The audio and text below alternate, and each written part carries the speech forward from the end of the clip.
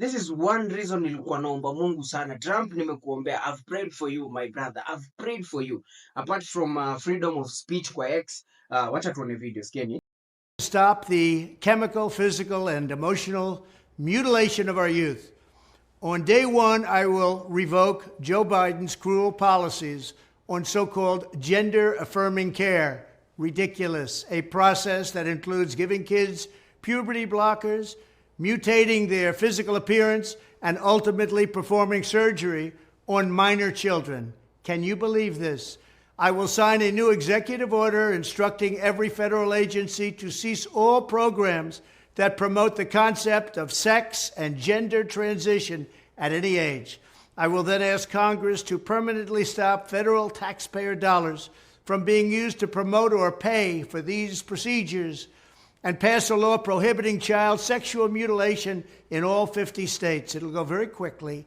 I will declare that any hospital or healthcare provider that participates in the chemical or physical mutilation of minor youth will no longer meet federal health and safety standards for Medicaid and Medicare and will be terminated from the program immediately. Furthermore, I will support the creation of a private right of action for victims to sue doctors who have unforgivably performed these procedures on minor children. The Department of Justice will investigate Big Pharma and the big hospital networks to determine whether they have deliberately covered up horrific long-term side effects of sex transitions in order to get rich at the expense of vulnerable patients, in this case, very vulnerable.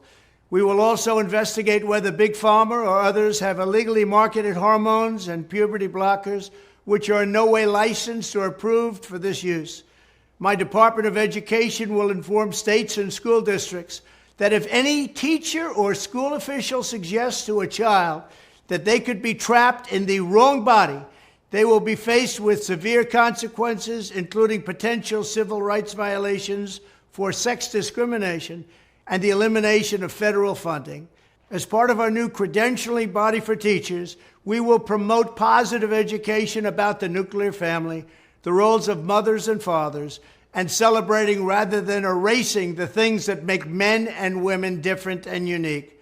I will ask Congress to pass a bill establishing that the only genders recognized by the United States government are male and female, and they are assigned at birth.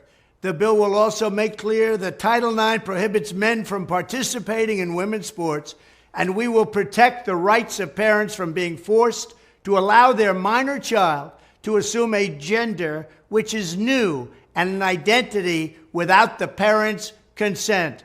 The identity will not be new, and it will not be without parental consent. No serious country should be telling its children that they were born with the wrong gender, a concept that was never heard of in all of human history. Nobody's ever heard of this, what's happening today. It was all when the radical left invented it just a few years ago. Under my leadership, this madness will end. Thank you very much. I think watu wamekuwa wakisema Obama 666 and I agree. And we should tell even Obama to stay in the United States. Unajua kuna watu wengi Wakenya wengi wanasema Wakenya wengi wanaongea vitu za kifedule. But niwaulize vitu Trump anasema ni kweli because America ina influence vitu mingi. Imagine America ulikuwa unaenda shule hivi, mwalimu anaambia mtoto you are trapped in the wrong body. So mimi najua watu wa Kenya wengi wale wako states wanasema hautaweza kwenda states, tutadipotiwa. It's okay because whether we like it or not, America iko kwa position ina influence watu wengi, ina influence country mingi. Mnaweza ona vile Joe Biden alikuwa president na Zakayo alikuwa ameshaanza hapa kuleta mambo ya ungesede, alikuwa ameanza kuleta, and that's why I love Museveni alisema hiyo kitu kwa nchi yao hakuna. Unajua sasa Chimano Chichiman hawezi enda America na hapa pia inafaa tuweke masheria because me hata one thing I don't understand Zakayo because as we sit right now sioni kitu Zakayo ana stand for. Like Zakayo anything goes. Imagine hata zile stories za COVID, stories za Bill Gates, watu wa huko wanajua Bill Gates alicheza mambo ya COVID. Zakayo huko amekubalisha nani Bill Gates aingie, alikuwa anasema unadungwa tu hivi kitu. So me hata I don't understand kitu Zakayo ana stand for. Unajua because ndo nasema 2027 ukipigia Zakayo you are delulu, because this guy stands for nothing. Kama tuacheni tu hizo mambo zingine, hizo mambo za corruption. Unajua hii kitu US, imagine USA hadi ulikuwa unapata ati mvulana amejigeuza kwa msichana anacheza hizo sports, anaenda kucheza na mademu. Ujue hata huyo Joe Biden na hiyo chama ya Democratic na hiyo whatever inaitwa na kina Obama, wote ni watu wa kishebedu, like hiyo group yote ni hooligans na watu wa, in fact nani hata inafaa aambiwe Obama akae tu huko asikuje Kenya, because hii ni shenanigans gani ilikuwa inafanyika my friend eh? Ati mtoto anaenda shule anasema anasikia kuwa ni mvulana, anasikia kuwa msichana, mwalimu anamwambia trapped in the wrong body. Hiyo si ni ushebedu ile imegraduate, like ile imeenda shule So the only reason why I wanted Trump to win these elections, mimi personally, the only reason why nilitaka Republicans washinde, I think mimi na Elon Musk tuko na same thing in common, ni because ya ungesete, nothing more nothing less.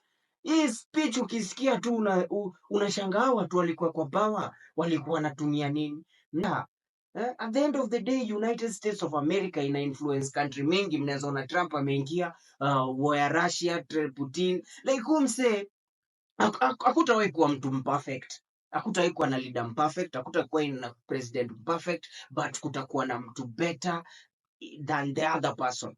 Unajua, of course Trump si imperfect. Trump akona shida zake, of course atakuja na mambo mingi, so alijaribu kumshika, but ukikaa hivyo uangalie kama human being ule akona common sense, utajua Trump ana reason. Joe Biden hakuwa na reason, because ukisikia kwa speech Trump anasema hii ni kitu haijaifanyika in the history of man. Ati mtu anasema, yani mtu anaenda Hosia anachenjiwa, anatolewa Mercedes anaekewa ikusi, mwingine anatolewa ikusi anaekewa Mercedes. Najua I know so many Kenyans wale wako US, na ukipata Mkenya yote yako US anasema afadhali Joe Biden angeshinda ati because ndo akae huko. Bro, wewe rudi kwenyu, kila mtu akae kwao. Morals, unajua one thing we have to know, hatutaishi kwa hii dunia forever. So what are we passing to the next generation? It is very important to know that we will not live here forever. So ni nini tunapass? Na hizi ndo law mzuri, because tunafaa kuweka. Sasa ukiangalia kama huku Kenya nani hadi kuna ati sijui ati hii bill ilienda ati kama ya ongezede, kuna wakati ingine ilienda kwa parliament. Hiyo kitu haifai hata kufika parliament. Hiyo kitu inafaa kuishia huko. So mimi hata my question ni president wetu hakuna kitu ana stand for. Yani yeye kitu yote mzungu anakuja nayo ni sawa. Mnakumbuka mambo ya COVID ni sawa. Mambo ya Bill Gates kwa chip ni sawa. So I don't care about going to the United States of America, because mimi niko sawa Kenya. I'm okay living in Kenya. Niko nafurahi, because we have to think about the next generation. Tutaachia nini? Tutaacha legacy gani kwa watoto wetu? Apart from freedom of speech, najua kuna Wakenya wengi wanajaga but ukisikia Mkenya ule ako USA alikuwa anataka Joe Biden ashinde, ni Mkenya already ashakuwa mjinga. Ukikaa hivi na mtu anakuambia hii mambo ya liberals, sijui mambo ya LGBTQ, unajua huyo mtu already ako delulu. So me I'm very happy Trump ameshinda. I am very happy. Unajua, because inamaanisha tutaishi na morals. At the end of the day, nyinyi mmeona Trump ameingia, war imeisha. Yani si war imeisha, vitu zimeanza ku calm down. Mimi nashangaa Democrat walikuanga watu wa gani? Ni watu tu wa kishetani. Unajua, nimekuwa nikisikia Democrats Obama 666 and I now as I'm talking I believe ni watu wa kishetani sana, because hizi ni vitu gani walikuwa wanataka kufanya watoto wetu. Imagine hadi shule ukienda unapata hizo flags za LGBTQ. Hiyo ungesede ni dhambi, inafaa tu kufanywa kisiri.